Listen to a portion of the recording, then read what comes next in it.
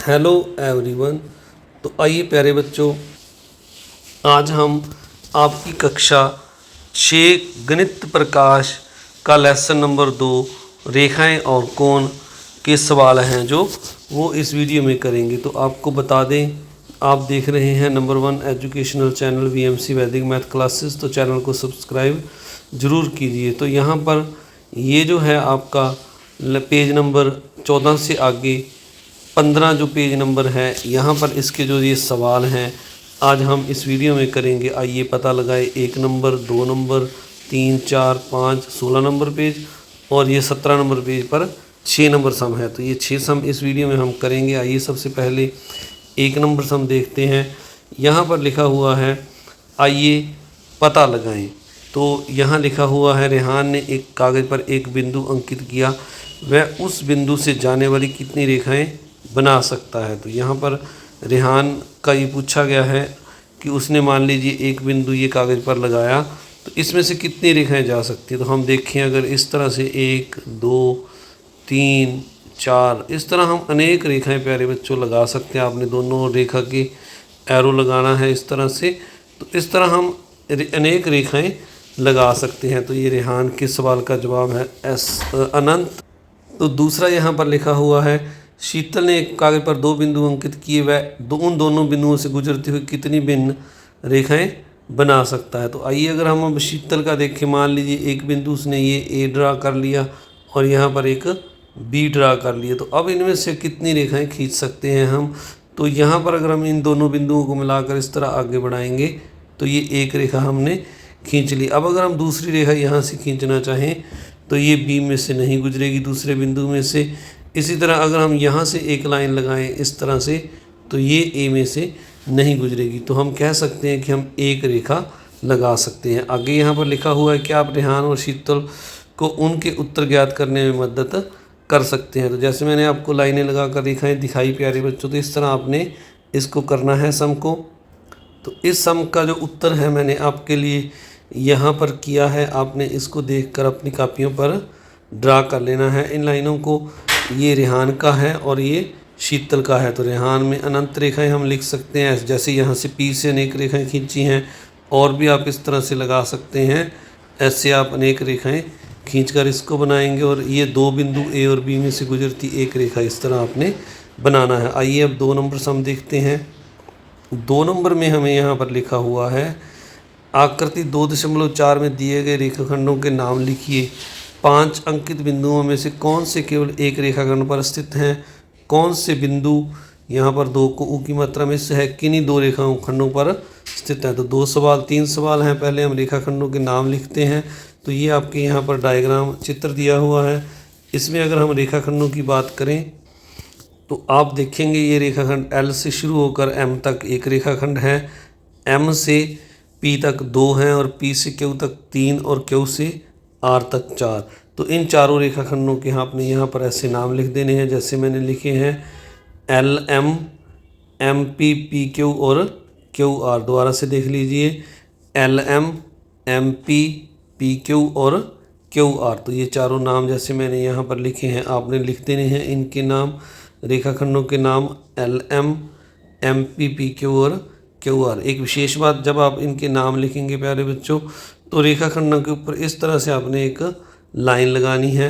जब आप रेखाएं खींचेंगे तो उनके लिए अलग से साइन है, वो भी हम आपको बताएंगे आगे। तो इसका जो दूसरा पार्ट है इसमें हमें पूछा गया है 5 अंकित बिंदुओं में से कौन सा केवल एक रेखाखंड पर स्थित है। तो यहाँ पर ये पूछा गया है हमसे भी ये जो 5 बिंदु दिए हैं L M P Q R, तो इन 5 अंकित बिंदुओं में से कौन सा केवल एक रेखाखंड पर स्थित है। तो यानी अगर हम पहला रेखाखंड एल एम देखें तो इस पर जो एल स्थित है वो किसी अन्य रेखा में नहीं आ रहा। जैसे एम पी में एम पी आ रहा है, पी क्यू में पी और क्यू आ रहा है, क्यू आर में क्यू और आर आ रहा है। तो इसमें जो है पहले रेखाखंड में सिर्फ एल आ रहा है। दूसरे में अगर देखें तो हम एल एम जो है एम दोनों में आ रहा है, एल एम और एम पी में।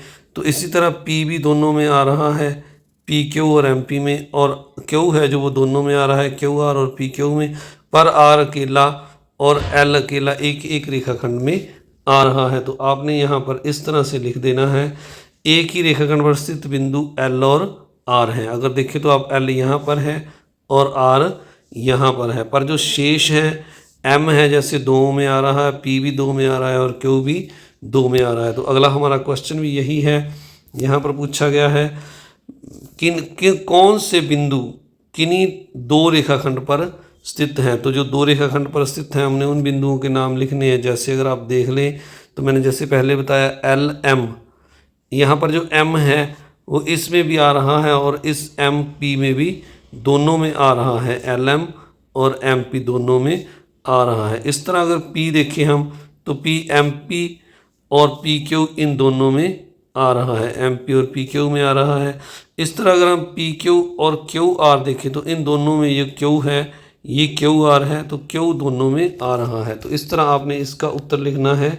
जैसे मैंने यहाँ पर लिखा है, 2 रेखाखंडों पर स्थित बिंदु हमने बताने हैं। M है जो LM और PMP पर आ रहा है, PMP और PQ पर आ रहा है। यहाँ पर भी आपने यहाँ इसके ऊपर लाइन लगानी है। इसी तरह Q PQ और QR पर आ रहा है, तो दोनों में स्थित है। इसके बाद अगला 3 नंबर सम है।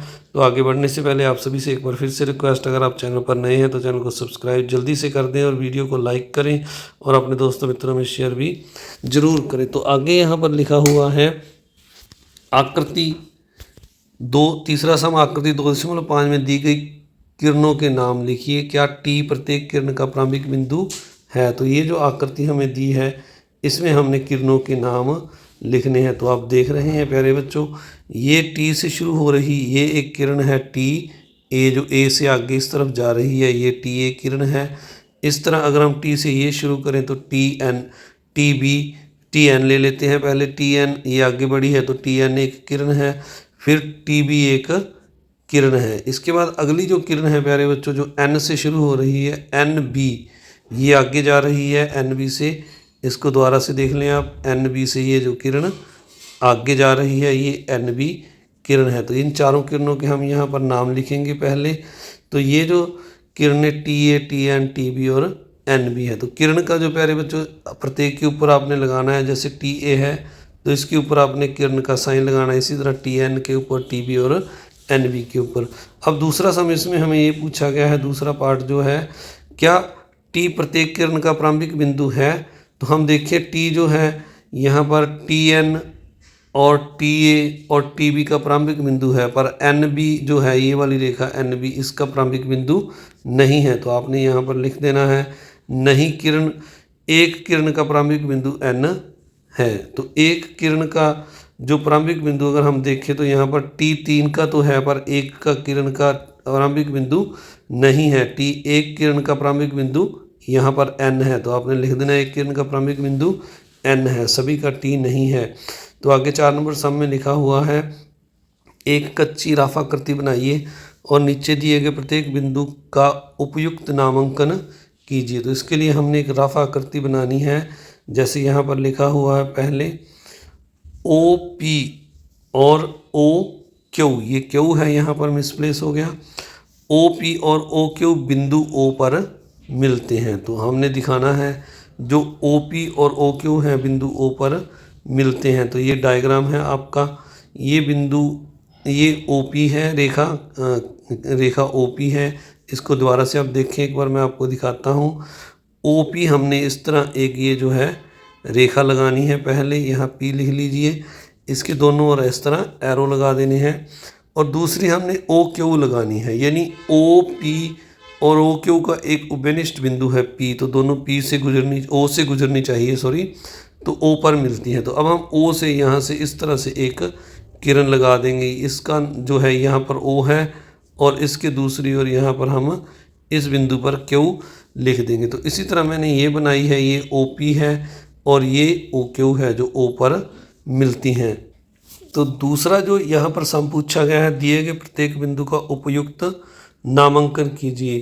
तो ये जो O पर मिल रही हैं दोनों OP और OQ, O बिंदु को हम क्या कहेंगे। तो ये जो मैंने यहाँ पर लिखा है O पर मिलते हैं, तो O को हम जो है प्रतिच्छेद बिंदु कहेंगे। आपने यहाँ पर लिख देना है दूसरा एक पार्ट का आंसर, O एक प्रतिच्छेद बिंदु है। तो O पर मिलती हैं। ओ क्या है? प्रतिच्छेद बिंदु है। इसको थोड़ा सा नीचे करके लिखते हैं।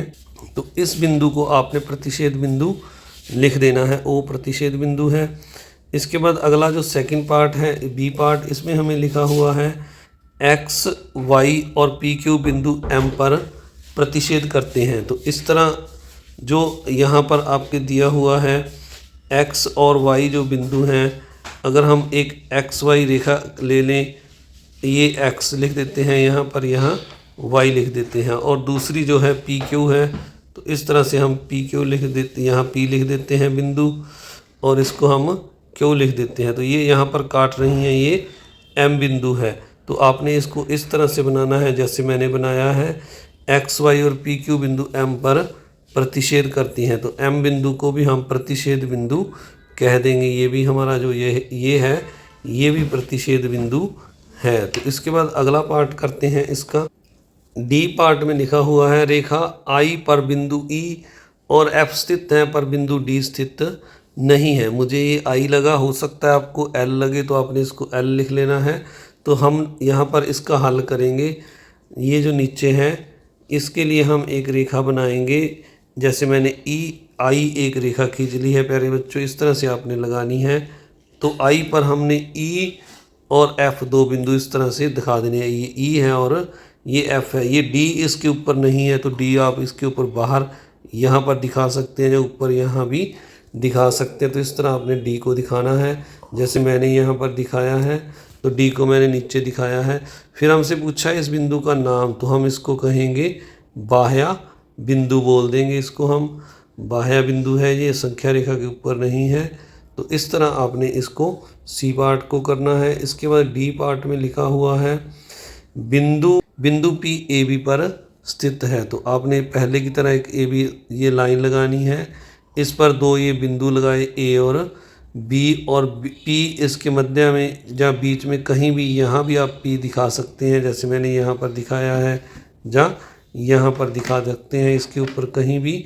तो इस बिंदु पी को हम जो है, ये इसकी परिसीमा के ऊपर है, तो परिसीमा पर बिंदु है, तो इसको हम परिसीमन बिंदु भी कह सकते हैं। परिसीमन बिंदु है, ये सीमा पर है, तो इसको अब लिख देंगे पी क्या है? परिसीमन बिंदु है। ये आपने लिख देना है क्योंकि ये इसकी सीमा पर है, इसकी लाइन के ऊपर है।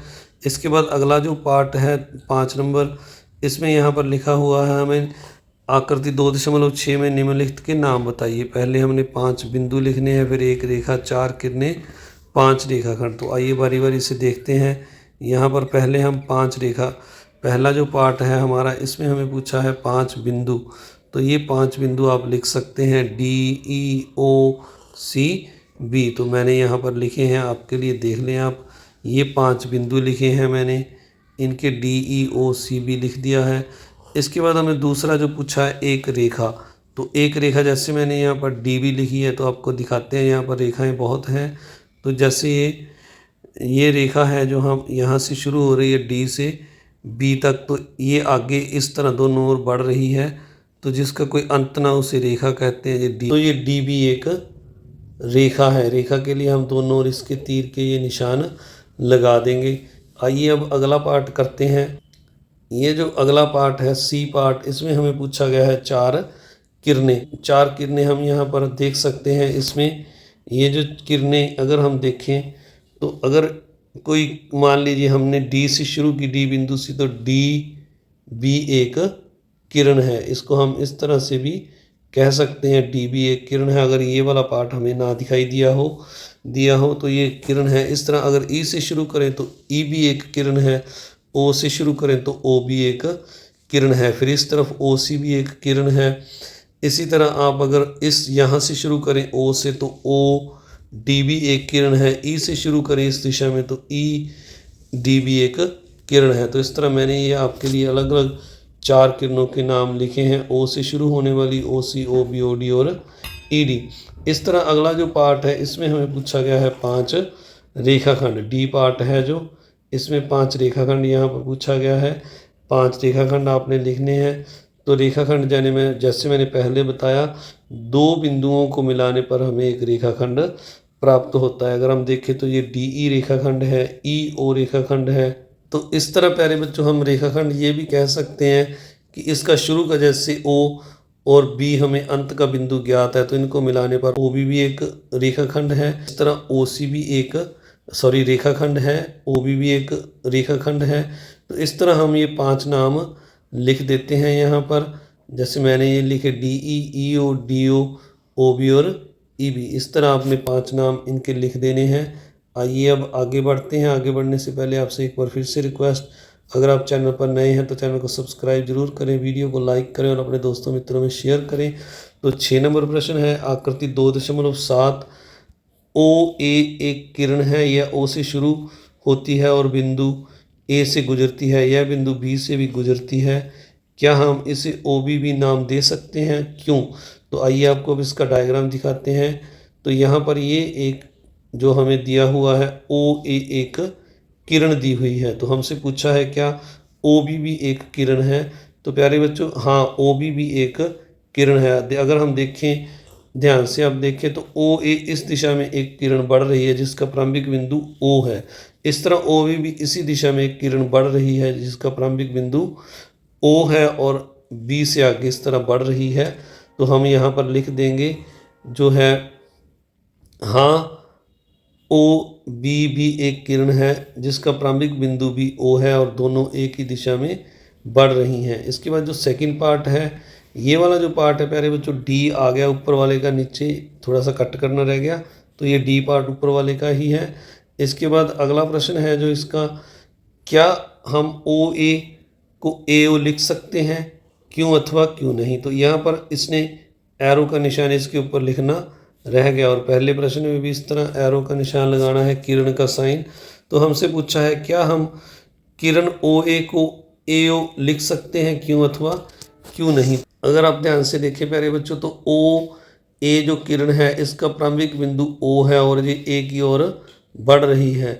इस तरह अगर हम ए ओ को किरण लिखेंगे तो ये बिल्कुल गलत होगा, क्योंकि ये ए और ओ को मिलाने वाला एक रेखाखंड है। जो ए ओ है वो एक दोनों को मिलाने वाला रेखाखंड है, क्योंकि ओ से आगे इस तरफ कोई तीर का निशान नहीं लगा हुआ है।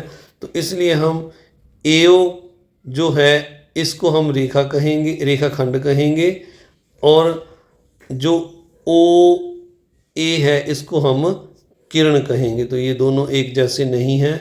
यहाँ पर हम लिख देंगे इनका प्रारंभिक बिंदु सेम नहीं है, तो हम यहाँ पर लिख देंगे नहीं, हम ओ ए और ए ओ को नहीं लिख सकते, क्योंकि ओ ए का प्रारंभिक बिंदु ओ है जबकि किरण ए ओ का प्रारंभ बिंदु ए है। आप सभी का इस वीडियो को देखने के लिए बहुत बहुत धन्यवाद। अगर आप चैनल पर नए हैं तो चैनल को सब्सक्राइब जरूर करें, वीडियो को लाइक करें और अपने दोस्तों मित्रों में शेयर करें। अगले पेज का सलूशन है वो अगली वीडियो में हम करेंगे। Thank you very much.